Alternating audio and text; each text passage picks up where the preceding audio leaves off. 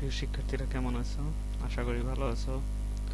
আমরা খতিয়ান অধ্যায় নিয়ে আলোচনা করতেছিলাম। আজকে আমরা খতিয়ান অধ্যায়েরই কিছু সাধারণ জাবেদা থেকে খতিয়ান কিভাবে প্রস্তুত করে সেগুলো শিখব। তো আমরা একটা প্রশ্ন নিয়ে আলোচনা করি। জনাব করিমের 2017 সালের জানুয়ারি মাসের লেনদেনগুলো নিম্নরূপ। জানুয়ারি 3 তারিখ ব্যাংক হতে উত্তোলন 1 লক্ষ টাকা। 8 তারিখ কর্মচারীকে বেতন প্রদান 20,000 টাকা। 15 তারিখ ব্যাংকে জমা 30,000 টাকা। জনাব করিমের উপরের লেনদেনগুলো দিয়ে একটা সাধারণ জাবেদা প্রথমে প্রস্তুত করব, তারপর সেই সাধারণ জাবেদা থেকে খতিয়ান টিসকে প্রস্তুত করব। তো জনাব করিমের সাধারণ জাবেদা, তোমরা জানো সাধারণ জাবেদার গড় থাকে 5টি। তারিখ হিসাবে শিরোনাম ও ব্যাখ্যা, খতিয়ান পৃষ্ঠা, ডেবিট টাকা, ক্রেডিট টাকা। তাহলে আমরা জাবেদাটা শুরু করতেছি। সাধারণ জাবেদা 2017 সাল জানুয়ারি 3 তারিখ। 2017 জানু 3। তো 2017 সালে জানুয়ারি 3 তারিখে লেনদেনটা কি হলো আমরা একটু দেখি। ব্যাংক হতে উত্তোলন 1 লক্ষ টাকা। তো জনাব করিম উনার ব্যাংক হিসাব থেকে 1 লক্ষ টাকা উত্তোলন করছে, তাহলে উনার ব্যাংক হিসাব থেকে কমে যাবে এবং নগদ টাকা উনার বেড়ে যাবে। তাহলে আমরা 3 তারিখের জাবেদাটা লিখব। যেহেতু ব্যাংক থেকে উত্তোলন করছে, তাহলে নগদ টাকা বেড়ে গেছে, তাই আমরা লিখব নগদান হিসাব। নগদান হিসাবকে আমরা কি করব? নগদান হিসাবকে আমরা ডেবিট লিখব। আর একটু সরিয়ে লিখব হলো কি ব্যাংক হিসাব। যেহেতু ব্যাংক থেকে 1 লক্ষ টাকা উঠিয়ে ফেলছে, তাহলে ব্যাংক হিসাব থেকে টাকা কমে যাবে, তাহলে লিখব ব্যাংক হিসাব ক্রেডিট। ব্যাংক হিসাব ক্রেডিট। আমরা ব্যাখ্যা লিখতে পারি যে ব্যাংক থেকে উত্তোলন করা হলো বলে। ব্যাংক হতে নগদ টাকা উত্তোলন করা হলো বলে এই ব্যাখ্যাটা আমরা দিয়ে দিলাম। আচ্ছা, হলো পর্যন্তই দিই। তাহলে ডেবিট দিকে টাকার ঘরে আমরা লিখব 1 লক্ষ টাকা।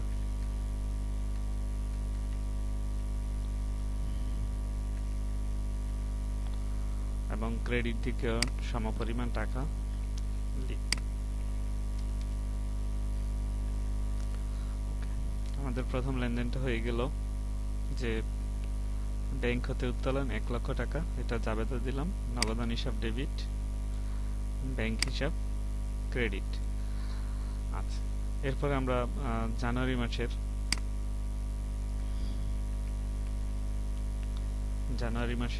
8 তারিখ।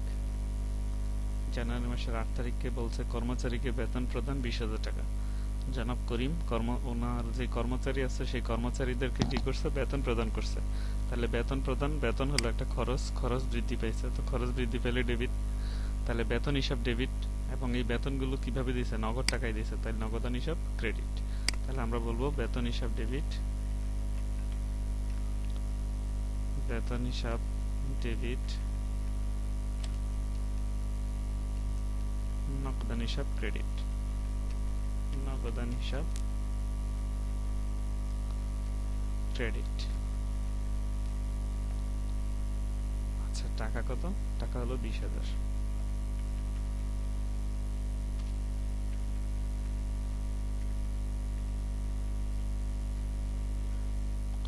20,000 টাকা।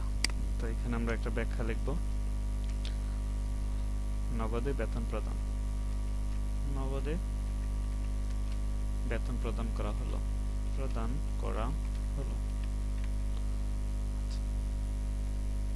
এরপরে আমরা চলে যাই জানুয়ারি মাসের 15 তারিখ।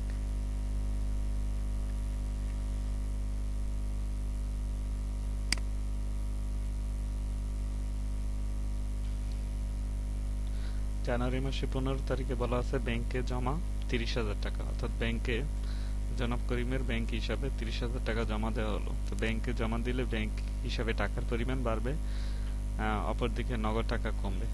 তাহলে আমরা বলবো ব্যাংক হিসাব ডেবিট,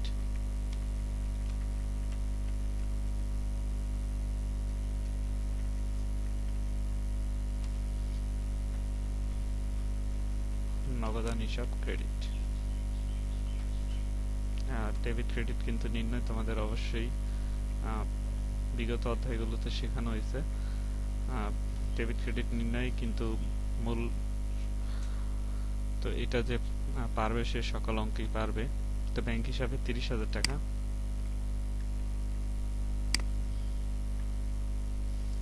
ক্রেডিট দিকেও 30,000 টাকা। আচ্ছা, ব্যাখ্যা দেব যে ব্যাংকে নগদ টাকা জমা দান। ব্যাংকে নগদ টাকা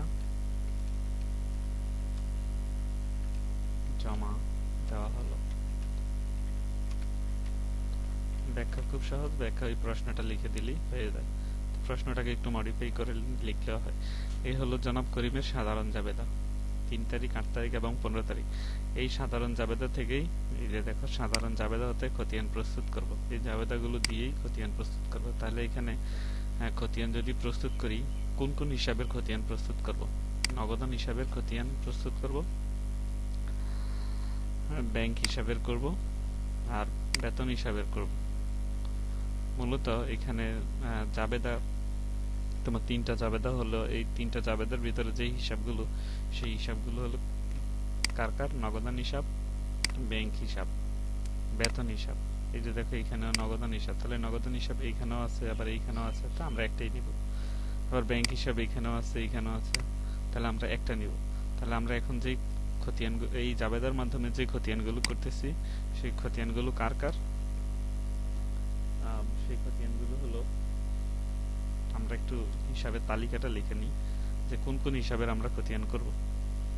হিসাবের তালিকা, এই তালিকা ধরে আমরা খতিয়ান প্রস্তুত করব। 1 নম্বরে আমরা খতিয়ান প্রস্তুত করব নগদান হিসাবের, নগদান হিসাব। 2 নম্বরে আমরা খতিয়ান করব ব্যাংক হিসাবের, ব্যাংক হিসাবের, ব্যাংক হিসাব। 3 নম্বরে আমরা খতিয়ান করব বেতন হিসাবের, বেতন হিসাব। মূলত এগুলোর আমরা খতিয়ান, এই হিসাবগুলোর খতিয়ান তৈরি করব। তো শিক্ষার্থী বন্ধুরা, তোমরা কিন্তু আমরা আজকে খতিয়ান তৈরি করব টি-ছকের, এরপর পরবর্তী দিনে আমরা খতিয়ান তৈরি করব এই জাবেদাগুলো দিয়েই খতিয়ান তৈরি করব চলমান জের ছকের। কারণ পরীক্ষার সময় অনেক সময় স্যাররা প্রশ্নে উল্লেখ করে দেয়, পদ্ধতিটা উল্লেখ করে দেয় যে কি খতিয়ান কি আমরা টি-ছকে করব নাকি চলমান জের ছকে করব। আজকে তোমাদেরকে আমি শেখাচ্ছি এই যে এই লেনদেনগুলো দিয়ে, এই হিসাবগুলো, লেনদেনের ভিতরে যে হিসাবগুলো আছে সেই হিসাবগুলো দিয়ে কিভাবে খতিয়ানের টি-ছক করব। তাহলে খতিয়ান আমরা করা শুরু করতেছি। জনাব রাফির খতিয়ান হিসাব করতেছি। তো খতিয়ান করব কার কার? নগদান হিসাবের, ব্যাংক হিসাবের এবং বেতন হিসাবের। তাহলে আমরা এখন নিচে লিখব, জনাব করিম, জনাব করিমের খতিয়ান। খতিয়ান একটা বই সাধু ভাষায় বলে আর কি। তো এটা আমরা কিন্তু টি-ছকে করব, টি-ছকে লিখে দিই ব্র্যাকেটে টি-ছক। আর প্রথমে আমরা যেই হিসাবটার খতিয়ান করব সেটা হলো নগদান হিসাব। তা আমরা এখানে লিখব নগদান হিসাব। তো তোমরা জানো টি-ছকের ঘর হলো তোমার বাম দিকে, বাম দিক মানে হলো ডেবিট দিক, আর ডান দিক হলো ক্রেডিট দিক। তো বাম দিকে 4টা ঘর আর ডান দিকে 4টা ঘর। তো ঘরগুলো আমি সরাসরি তোমাদের দেখিয়ে দিচ্ছি যে কিভাবে ঘরগুলো কাটতে হয়। তো আমরা 8টা ঘর নিব, 8টা ঘর নিয়ে নিলাম। আচ্ছা, তো 8টা ঘরের প্রথম ঘরটার নাম আমরা দিব হলো তারিখ, তারিখ, তারপরে বিবরণ, এটা যেহেতু খতিয়ান করতেছি, খতিয়ানের মধ্যে থাকে হলো জাবেদা পৃষ্ঠা, তাহলে আমরা লিখব জাপরি, মানে জাবেদা পৃষ্ঠা। আর একটা টাকার ঘর। ডেবিট দিকে ঠিক যেরকম চারটা, তারিখ, বিবরণ, জাবেদা পৃষ্ঠা, টাকা, ঠিক একই রকম ভাবে ক্রেডিট দিকেও এগুলোই। তাহলে আমরা এই ক্রেডিট দিকেও যে চারটা আছে সেই চারটার মধ্যে এগুলোই বসিয়ে দিলাম। ওকে, তোমরা খুব মনোযোগ দিয়ে দেখো যে স্যার কিভাবে ঘরগুলো কাটতেছি। তাহলে প্রথমে হলো তারিখ, তারপরে বিবরণ, তারপরে জাবেদা পৃষ্ঠা, তারপরে টাকা।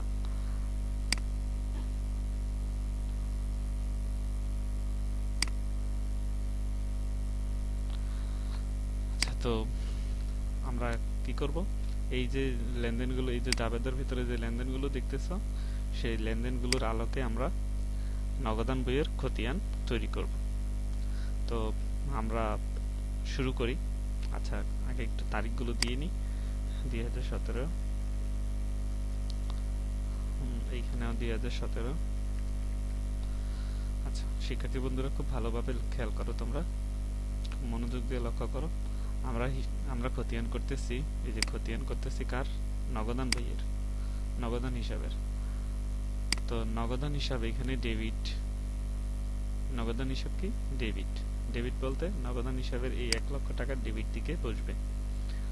ওকে, তাহলে জানুয়ারি 3 তারিখ, জানুয়ারি 3 তারিখ, দেখো জানুয়ারি মাসের 3 তারিখ নগদান হিসাবের খতিয়ান করতেছি। নগদান হিসাবের টাকাটা ডেবিট দিকে বসবে 1 লক্ষ টাকা। তাহলে এই যে নগদান হিসাব, আরেকটু লিখে নিই এখানে, এইখানে একটা, এখানে কিন্তু বাম দিকে ডেবিট লিখতে হয়, ডেবিট বাম দিকে ডেবিট লিখতে হয়, আর ডান দিকে ক্রেডিট লিখতে হয়, ক্রেডিট।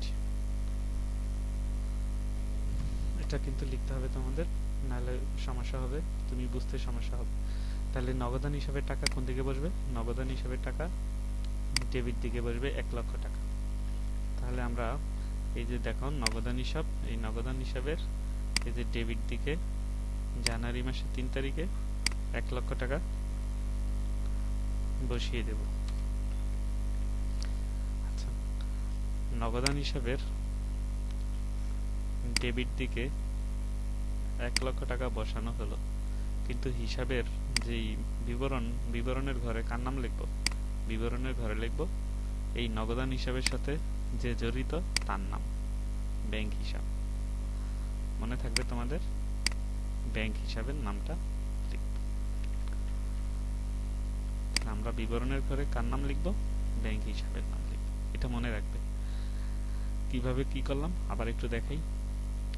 নগদান হিসাব জানুয়ারি মাসে 3 তারিখ, নগদান হিসাবে ডেবিট দিকে টাকার পরিমাণ হলো, যেহেতু নগদান হিসাব করতেছি তাহলে নগদান হিসাবে টাকার কথাই লিখবো, তাই না, 1 লক্ষ টাকা, ডেবিট দিকে 1 লক্ষ টাকা।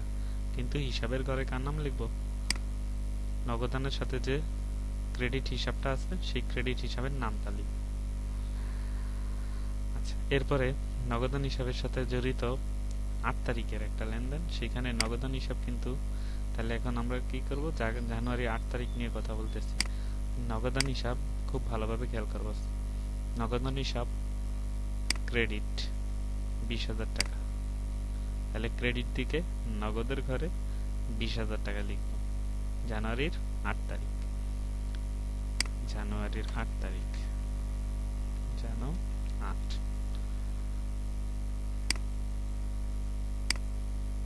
জানুয়ারির 8 তারিখ। খেয়াল করো, জানুয়ারির 8 তারিখ নগদান হিসাব ক্রেডিট দিকে 20,000 টাকা।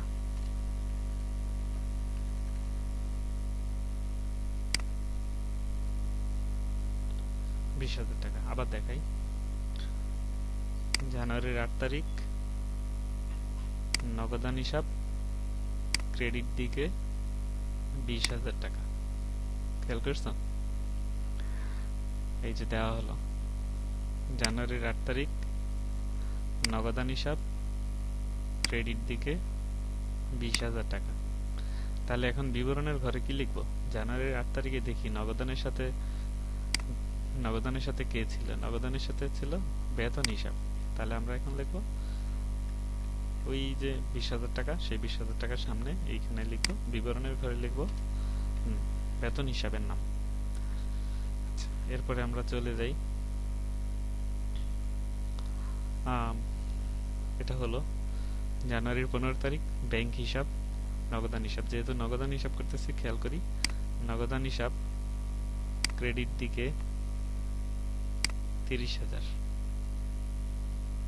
আবার বলি, জানুয়ারি মাসের 15 তারিখ নগদান হিসাব ক্রেডিট দিকে 30,000। তাহলে আমরা এখানে তারিখটা লিখব, তারিখটা আমরা ডট ডট দিয়ে দিই, ডট ডট দিয়ে 15 তারিখ লিখে ফেলি। হ্যাঁ, তাহলে নগদান হিসাব ক্রেডিট দিকে 30,000। এই যে নগদান হিসাব ক্রেডিট দিকে 30,000।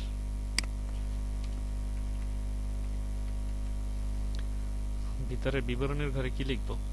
যেহেতু নগদান হিসাব ক্রেডিট দিকে 30,000 লিখছি, তাহলে বিবরণের ঘরে নগদানের সাথে যেটা জড়িত সেটা লিখে ফেলবো। ব্যাংক, কি হিসাব? ব্যাংক হিসাব। ওকে শিক্ষার্থী বন্ধুরা, খুব মনোযোগ দিয়ে দেখো। এবার আমরা ব্যালেন্স নির্ণয় করব। কি নির্ণয় করব?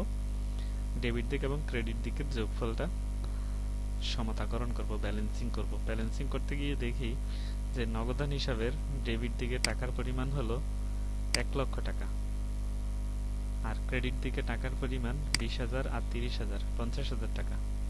তাহলে এখানে ডেবিট দিক এবং ক্রেডিট দিকের একটা পার্থক্য, টাকার পরিমাণে একটা পার্থক্য দেখতে পাচ্ছি, যে ডেবিট দিকে 1 লক্ষ টাকা আর ক্রেডিট দিকে 50,000 টাকা। তাহলে কোন দিকে টাকার পরিমাণ বেশি এবং কোন দিকে টাকার পরিমাণ কম বলো তো? হ্যাঁ, তোমরা নিশ্চয়ই ধরতে পারছো যে স্যার এখানে ডেবিট দিকে টাকার পরিমাণ বেশি। তাহলে যে দিকে টাকার পরিমাণ বেশি, আমরা যেটা করব সেটা হলো সেই দিকে যে টাকাটা আছে সেই টাকাটা আমরা নিচে সমষ্টির ঘরে সেই টাকাটা লিখব, সেটা ডেবিট দিকেও লিখব। এই যে ডেবিট দিকেও সেই টাকাটা লিখব এবং ক্রেডিট দিকেও সেই টাকাটা লিখব।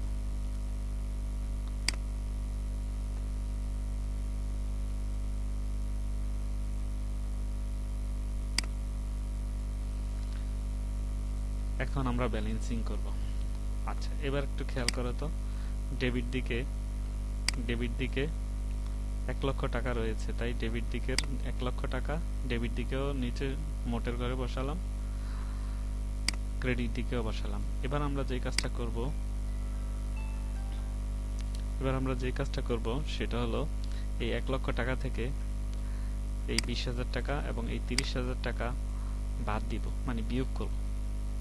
বিয়োগ করে মানে ক্রেডিট দিকে যে পরিমাণ টাকা কম আছে সেটা আমরা এই জায়গাটাতে লিখে ফেলব, তাহলে উভয় দিক সমান হবে। তাহলে খেয়াল করো যে ডেবিট দিকে আছে 1 লক্ষ টাকা আর ক্রেডিট দিকে আছে 20,000 আর 30,000, 50,000 টাকা। এখানে ডেবিট দিকের সাথে ক্রেডিট দিক যদি আমরা মিলাতে চাই তাহলে কিন্তু ক্রেডিট দিকে আরো 50,000 টাকা কম আছে। এই যে কম 50,000 টাকা, এই টাকাটাকে আমরা ব্যালেন্স সিডি দিয়ে সমতাকরণ করব। তাহলে আমরা ব্যালেন্স সিডি লিখব যে ওই মাসের শেষ তারিখে, অর্থাৎ এটা জানুয়ারি মাস, তাহলে আমরা জানুয়ারি মাসের 31 তারিখ, অর্থাৎ কম পরিমাণ টাকাটাকে আমরা সবসময় কি করব? ব্যালেন্স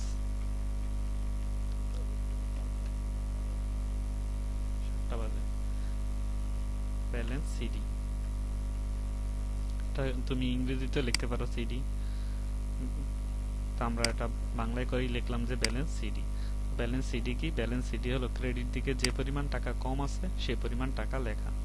তাহলে এই 1 লক্ষ টাকা থেকে তুমি এই 20,000 আর 30,000 টাকা বাদ দিলে অবশিষ্ট 50,000 টাকা পাবে। এই 50,000 টাকাটা তুমি ব্যালেন্স সিডি সোজাসুজি লিখবে। এখানে আরেকটা কথা আছে, সেটা হলো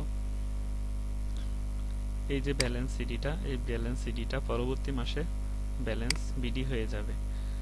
তো সহজ কথা হলো যে যেই পাশে ব্যালেন্স সিডি রয়েছে তার বিপরীত দিকে ব্যালেন্স বিডি লিখব পরের মাসে। তাহলে এটা যেহেতু জানুয়ারি মাসের 31 তারিখে আমরা ব্যালেন্স সিডি লিখলাম, তো পরবর্তী মাস হলো ফেব্রুয়ারি।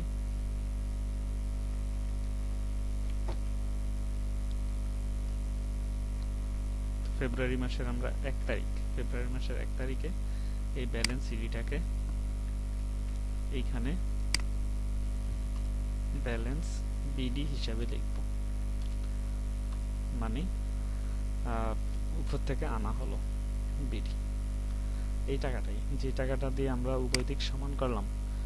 দেখো ডেবিট দিকে 1 লক্ষ, ক্রেডিট দিকে 50,000, তার মানে আরো 50,000 টাকার গ্যাপ ছিল। এই 50,000 টাকা দিয়ে যেহেতু আমরা ডেবিট এবং ক্রেডিট দিক সমান করলাম, এই 50,000 টাকা পরবর্তীতে আমাদের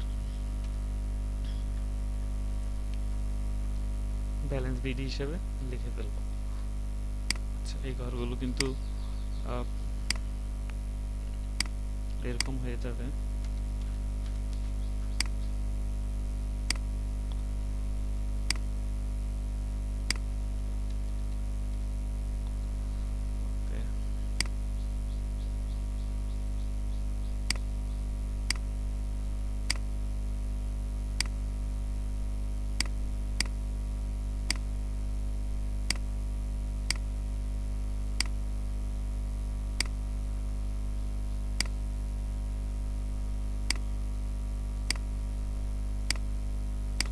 তো এই হলো আমাদের একটা নগদান হিসাবের একটা খতিয়ান তৈরি করলাম। তো শিক্ষার্থী বন্ধুরা, বিষয়টা খুবই সিম্পল। ব্যালেন্স সিডিটা হলো ডেবিট এবং ক্রেডিট দিকের টাকার যোগফলের পার্থক্য। ডেবিট দিকে 1 লক্ষ টাকা, ক্রেডিট দিকে 50,000 টাকা। তাহলে ডেবিট এবং ক্রেডিট দিকের পার্থক্য কত? 50,000 টাকা। এই 50,000 টাকাটাই হলো ব্যালেন্স সিডি। যেটা ব্যালেন্স সিডি সেটাই এখন ব্যালেন্স সিডি তো ক্রেডিট দিকে আছে, তাই না? এটাই আবার ব্যালেন্স বিডি হিসাবে এই 50,000 টাকাই, এই যে ব্যালেন্স সিডির 50,000 টাকাই আবার পরবর্তী মাসে, যেমন এটা হলো জানুয়ারি মাসের 31 তারিখে, সিডি সবসময় সেই মাসের শেষের দিকেই আমরা পার্থক্যটা করি, মানে শেষ তারিখে করি আর কি। তো যেহেতু জানুয়ারি মাসের 31 তারিখে জানুয়ারি মাস হয়, মানে জানুয়ারি মাস 31 দিনের, তাহলে শেষ দিনে আমরা ব্যালেন্স সিডিটা করব।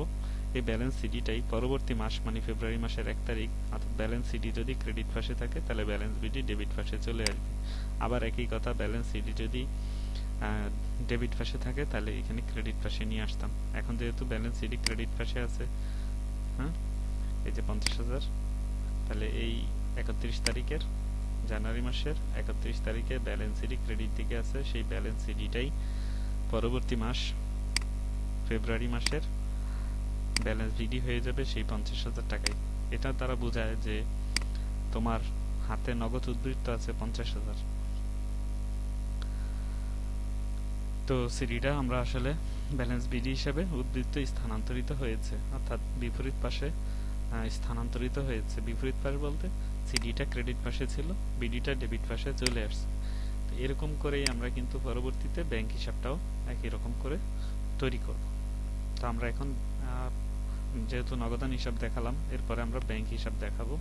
তাহলে আমরা এই বিষয়টা একটু কপি করে আমরা এই টাকার অঙ্কগুলো খালি করে ফেলবো। একই রকম ঘর যেহেতু, তাহলে আমাদের পরিশ্রম করতে হবে না। তাহলে এখানে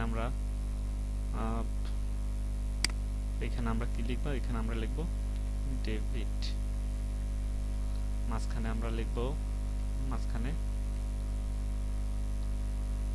যেহেতু এটা এখন আমরা কার হিসাব করতেছি? ব্যাংক হিসাবে, আমরা লিখবো ব্যাংক হিসাব। এখানে লিখবো ব্যাংক হিসাব। এগুলো আমরা একটু খালি করে দিই।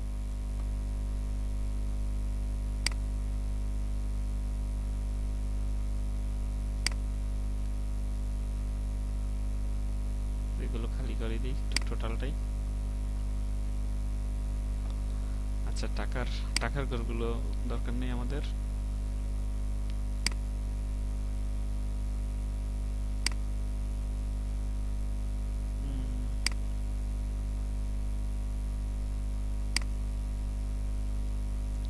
ওকে, এই সবগুলো খালি করে দিই, টাকার ঘরগুলো খালি করে দিই।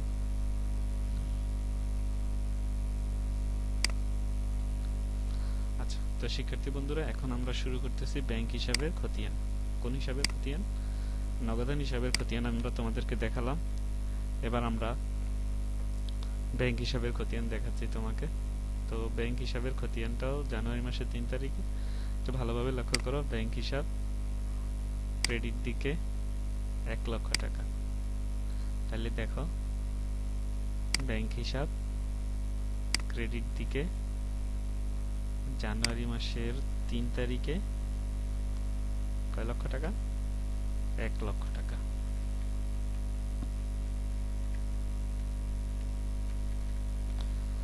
এখন খেয়াল করো, ব্যাংক হিসাবের খতিয়ান করতেছি, তাহলে ব্যাংক হিসাব ক্রেডিট দিকে 1 লক্ষ টাকা তো লিখলাম। বিবরণের ঘরে কার নাম লিখব? তার বিপরীতে যে আছে সে নগদান হিসাবের নাম লিখব। তাহলে আমরা এখানে নগদান হিসাবের নামটা লিখে দেব। আবার বলি, ব্যাংক হিসাব ক্রেডিট দিকে 1 লক্ষ টাকা, কিন্তু ব্যাংক হিসাবের সাথে যেটা সংশ্লিষ্ট সেই হিসাবের নামটা আমরা বিবরণের ঘরে লিখব। এটাই হলো খতিয়ানের বিষয়। এরপরে আর ব্যাংক আছে কিনা? হ্যাঁ, আরেকটা আছে, 15 তারিখ। সেখানে ব্যাংক হিসাব ডেবিট দিকে 30,000 টাকা। তাহলে দেখো, ব্যাংক হিসাব ডেবিট দিকে জানুয়ারির 15 তারিখ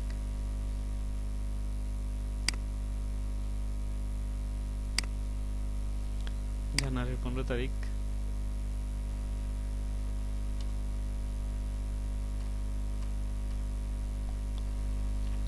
$30,000 টাকা। খেয়াল করো, ব্যাংক হিসাব ডেবিট দিকে 30,000 টাকা। তাহলে দেখো স্যার কি করছি, ব্যাংক হিসাব ডেবিট দিকে জানুয়ারির 15 তারিখ 30,000 টাকা। বিবরণের ঘরে কার নাম লিখব? বিবরণের ঘরে লিখব নগদান হিসাবের নাম। কোন হিসাবের নাম?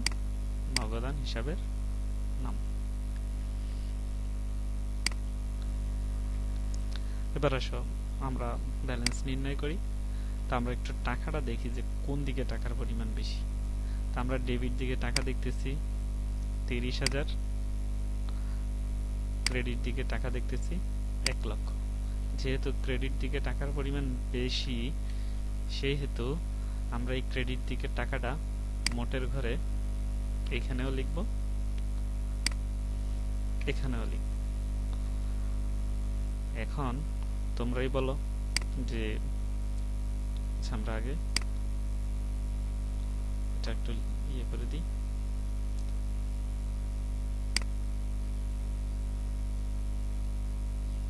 এখন তোমরা বলো কোন দিকে টাকার পরিমাণ কম আছে? ডেবিট দিকে টাকার পরিমাণ কম আছে। আচ্ছা, এখন কত কম আছে? এই 1 লক্ষ টাকার সাথে ক্রেডিট দিকের 1 লক্ষ টাকার সাথে যদি আমরা ডেবিট দিকে টাকার যোগফল মিলাতে চাই, সেহেতু আমাদের এই ডেবিট দিকে, এই যে ডেবিট দিকে কত টাকা কম আছে? 1 লক্ষ টাকা থেকে এই 30,000 টাকা বাদ দিলে যেটা থাকবে সেটা। তা আমরা ক্যালকুলেটর নিয়ে কি করব? 1 লক্ষ টাকা থেকে এই 30,000 টাকা বাদ দিলে আমরা লিখব 70,000। কত লিখব? 70,000। এই যে 70,000 টাকা, এই 70,000 টাকা হলো কম আছে, মানে পার্থক্য, ডেবিট এবং ক্রেডিট দিকে টাকার পার্থক্য। ক্রেডিট দিকে 1 লাখ আর ডেবিট দিকে 30,000, তাহলে পার্থক্য কত? 70,000 এর। যদি আমরা উভয় পাশ মিলাতে চাই, তাহলে দেখো 30,000 আর 70,000 মানে কি? 1 লাখ। তাহলে ডেবিট দিক এবং ক্রেডিট দিক টাকা মিলানোর জন্য আমাকে কত হাজার টাকা আনতে হবে? 70,000 টাকা। এই 70,000 টাকা যেহেতু আমরা দুই দিকের পার্থক্য নির্ণয়ে আনলাম, এই 70,000 টাকাকেই আমরা বলবো ব্যালেন্স সিডি। কি বলবো? Balance CD. এই ব্যালেন্স সিডিটা যেই মাসটা আমরা করতেছি সেই মাসের শেষ দিন লিখতে হয়। তাহলে জানুয়ারি মাসের 31 তারিখে হলো শেষ দিন। আমি তোমাদেরকে বলছিলাম যে ব্যালেন্স সিডি যদি ডেবিট দিকে হয় তাহলে সেই ব্যালেন্স সিডিটাই বিপরীত দিকে মোট টাকার নিচে দিয়ে লিখে দিতে হবে। তাহলে এটা তো জানুয়ারি মাস, তাহলে এখন হয়ে যাবে পরবর্তী মাস ফেব্রুয়ারি। আমরা এখান থেকে একটু কপি করে নিই। তাহলে এই যে এই জানুয়ারি মাসের 31 তারিখের এই ব্যালেন্স সিডিটাকে আমরা ব্যালেন্স সিডির এই 70,000 টাকাকে আমরা যেহেতু ডেবিট পাশে আছে, এটাকে আমরা এই যে ক্রেডিট পাশে এইখানে নিয়ে আসবো। এখানে আমরা ফেব্রুয়ারি মাসের 1 তারিখ দিয়ে সেটাকে আমরা লিখে দেব ব্যালেন্স বিডি। তাহলে তোমাদেরকে বলি ব্যালেন্স সিডি যদি এই পাশে হয়, বিডি হবে এই পাশে। আবার সিডি যদি এই পাশে হয়, বিডি হবে এই পাশে।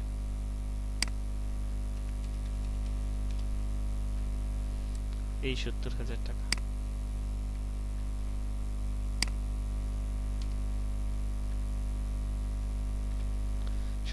টাকা।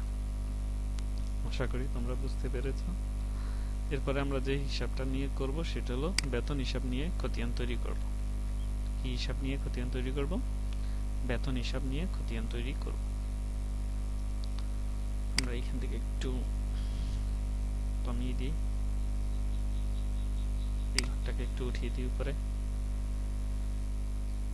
তাহলে এক পৃষ্ঠাতে এতে যাবে। ওকে, তাহলে আমরা এবার এটাকে কপি করে নিই। এটাকে কপি করে পরবর্তী পৃষ্ঠাতে আমরা এখন হিসাব করব কার? বেতন হিসাবের খতিয়ান করব। তাহলে আমরা লিখব বেতন হিসাব।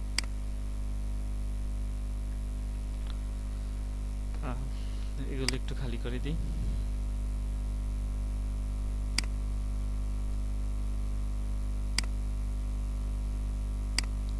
টাকার ঘরগুলো খালি।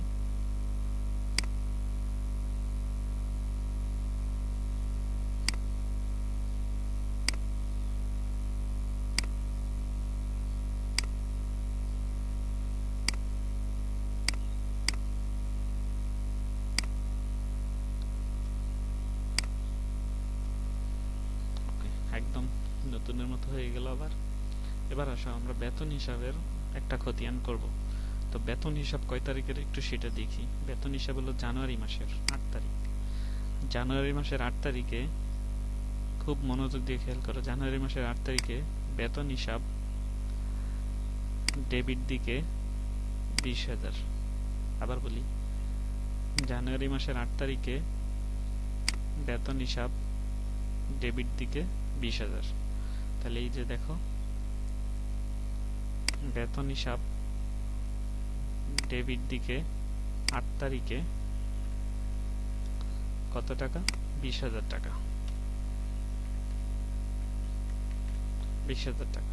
তাহলে এই যে বিবরণের ঘরে কার নাম লিখবো? দেখি বেতন হিসাব, আমরা তো এখন হিসাব করতেছি কার? বেতন হিসাব। দেখি বেতন হিসাবের সাথে কে আছে।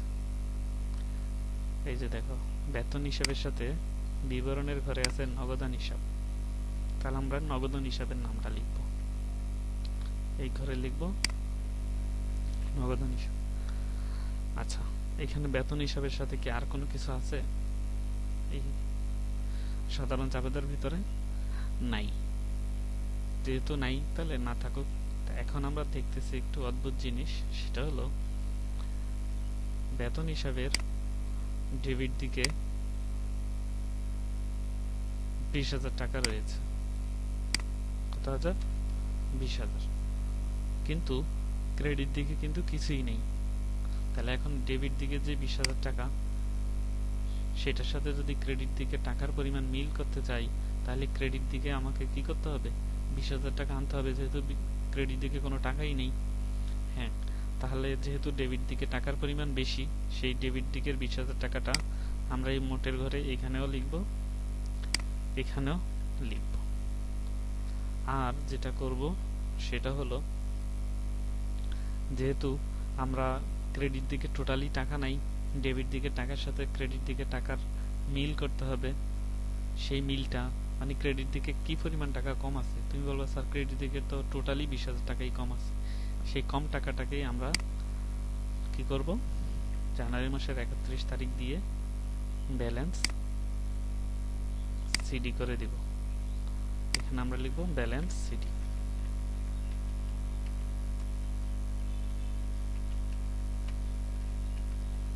ব্যালেন্স সিডি সেই 20,000 টাকাই করব। তো এখন দেখো ডেবিট দিকে 20,000 এবং ক্রেডিট দিকেও ওই ব্যালেন্স সিডির মাধ্যমে সমতা করা হলো 20,000 টাকা দিয়ে। তাহলে আমরা এই টাকাটাকে কি করে দেব, এভাবে করে দেব। তাহলে আমরা এখন বলছি কি, যে মাসে ব্যালেন্স সিডি হয়, যে পাশে ব্যালেন্স সিডি হয় তার বিপরীত পাশে ব্যালেন্স বিডি হবে।